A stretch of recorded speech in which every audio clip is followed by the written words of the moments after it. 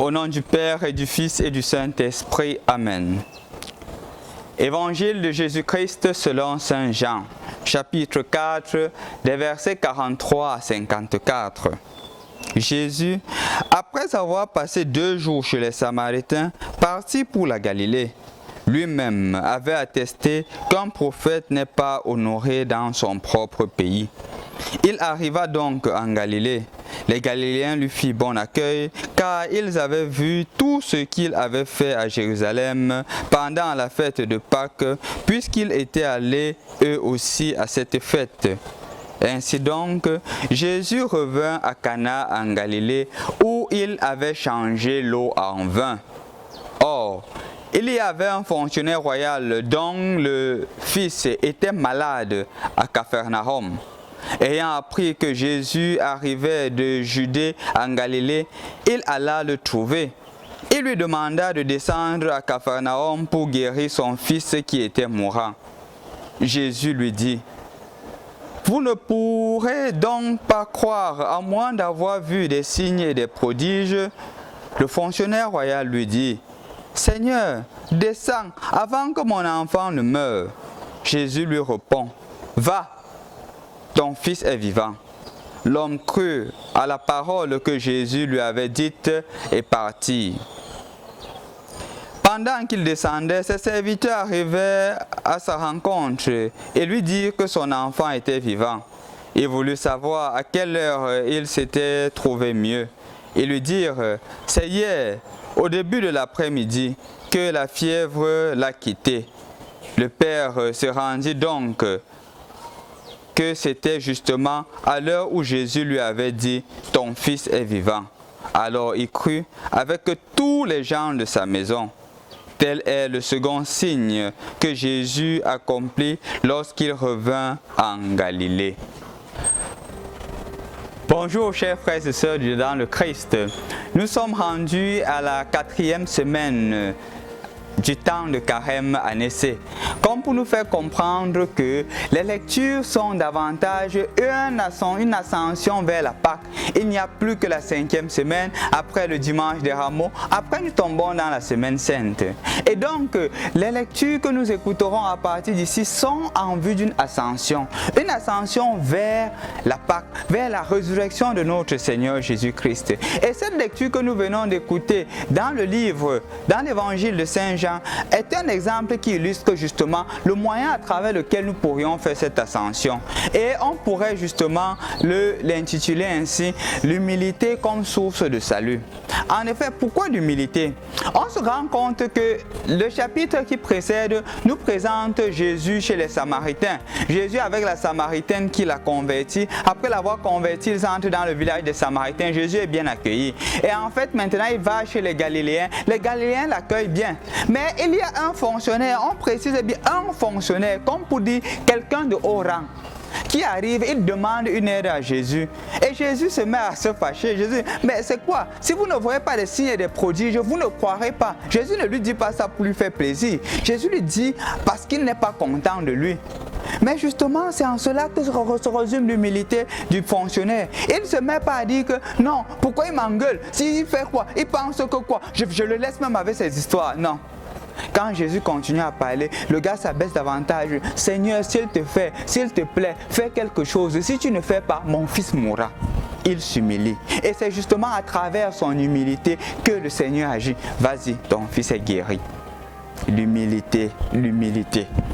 L'humilité est la clé de tout. Le meilleur ennemi de l'orgueil, c'est l'humilité. Mais malheureusement, notre monde est plein de personnes orgueilleuses. Même sur des choses qui nous concernent et qui devraient nous aider à grandir, on est plein d'orgueil. Je voudrais illustrer quelques exemples ici. J'ai un monsieur que je rencontre et il me dit qu'il ne travaille plus. Je lui dis que mais si tu ne travailles plus, qu'est-ce qui s'est passé dans ton ancien boulot? Il dit que mon patron, il me grondait trop et je ne pouvais plus supporter. Je suis quand même un adulte, il ne peut pas me gronder ainsi. Je lui ai dit que oui, peut-être tu as même raison qu'il ne te gronde pas. Mais est-ce que tu te rends compte que maintenant quand tu es au chômage, les enfants ne vont plus à l'école, il n'y a plus rien à manger à la maison. Et justement, ces enfants pourront devenir des bandits demain parce qu'ils ont faim. Est-ce que tu as pensé à cela avant de mettre ton orgueil en exergue? Avant d'abord de penser à l'orgueil, au lieu de penser justement au revenu qui t'habite, au revenu qui te permet de nourrir tes enfants et ta famille. Est-ce que tu en as, tu as vraiment pensé? Je lui ai dit d'ailleurs, dans ta culture, on dit qu'avant de laisser une branche, il faudrait se rassurer que tu en as attrapé une autre. Est-ce que tu as y pensé? Voilà les conséquences, parce que qu'est-ce que tu as mis en premier? Tu as mis l'orgueil en premier. Et voilà la désolation qui se présente. Qu'adviendront les enfants maintenant? Non, je vais trouver quelque chose. Je lui dis que voilà que tu me dis que ça fait déjà 2 mois. 2 mois que tu ne trouves pas de travail. C'est pas que tu étais un haut fonctionnaire au point où tu devais me dire que tu as des comptes en banque. Tu n'as rien. Chers frères et sœurs, je vous illustre cela pour vous faire comprendre combien l'orgueil peut nous détruire, combien l'orgueil peut nous éloigner de Dieu, combien l'orgueil peut même nous éloigner de nous-mêmes et du bien-être commun. Je voudrais aussi vous présenter un autre exemple d'humilité qui m'a touché. C'est l'exemple d'un jeune qui, à l'occasion du 50e anniversaire de sa naissance, était avec sa maman. Et à l'occasion de ce 50e, j'ai été invité. Là, il disait plutôt merci à sa maman.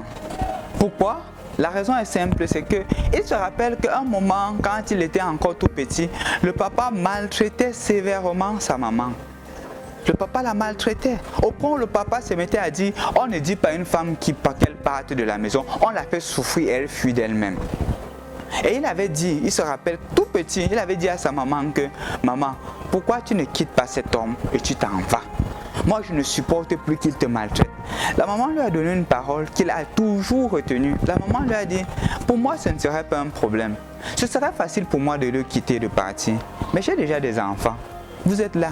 Si je vous laisse, je pars. Qu'adviendrait-il? Votre éducation des 2 entités parentales, tu penses que c'est facile? Quand c'est une personne, l'éducation de l'enfant n'est pas le même. Une éducation est une éducation qui est justement basée sur les 2 entités, le père et la mère. Malgré ses limites, il a encore son rôle à jouer. Et pour cela, je ne peux que supporter puisque j'ai les enfants avec toi. C'est vrai. Dans la salle, on s'est mis à dire que ça c'est quoi ça? Ça c'est l'esclavage. Mais il a dit à sa maman que merci. Parce que justement avec ces 2 éducations, je suis devenu quelqu'un aujourd'hui. Je me rends compte qu'il fallait cela. Et justement à travers ta persévérance, parce que tu nous as mis au centre de ta vie, je suis ce que je suis aujourd'hui. À l'occasion de mes 50 ans d'anniversaire, maman, je crois que ce n'est pas moi qui les célèbre, c'est toi qui les célèbre. Parce que tu as tout fait pour que je sois quelqu'un de bien. Ton humilité, ta résilience nous a rendus de bonnes personnes. Non seulement moi, mes petits frères et moi. Chers frères et sœurs dans le Christ, l'attitude du fonctionnaire est une attitude qui devrait nous habiter, une attitude d'humilité.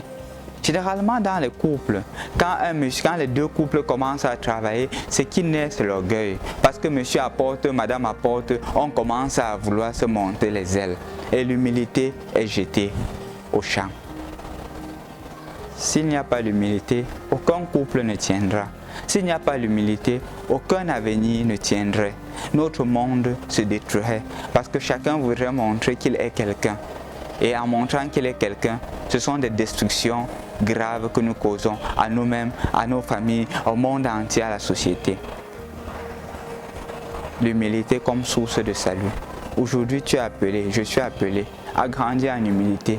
Peut-être qu'il y aura des occasions où tu seras appelé aujourd'hui à faire preuve d'orgueil, montrer que tu es aussi quelqu'un, montrer que tu peux t'affirmer, montrer que celui qui est en train d'agir là, ça ne va pas parce que tu ne réagis pas parce que tu as peur de lui, mais parce que justement tu es humble. Et tu vas dire que non, maintenant je vais alors le montrer au moins une fois.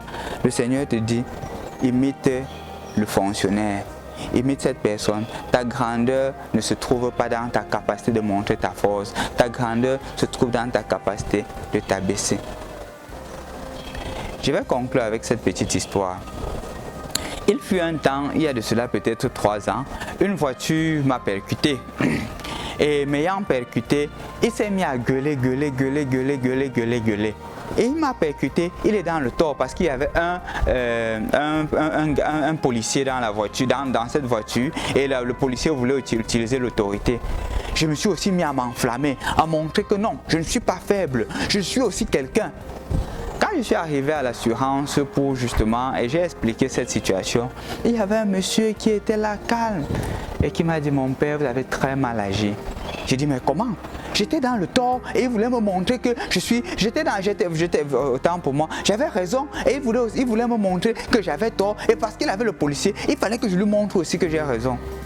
Il m'a dit, votre fonction, c'est une fonction qui, plus on grandit, plus on doit s'abaisser. Et mon père, vous avez très mal réagi.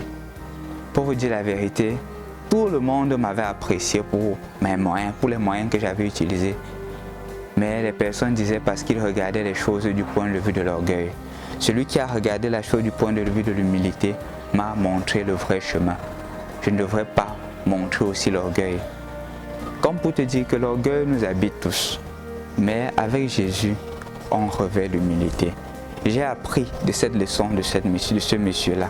Toi aussi, apprends des leçons qui arrivent dans ta vie. Remplis-toi d'humilité et justement, Dieu élève les humbles, comme nous le disons dans le Magnificat.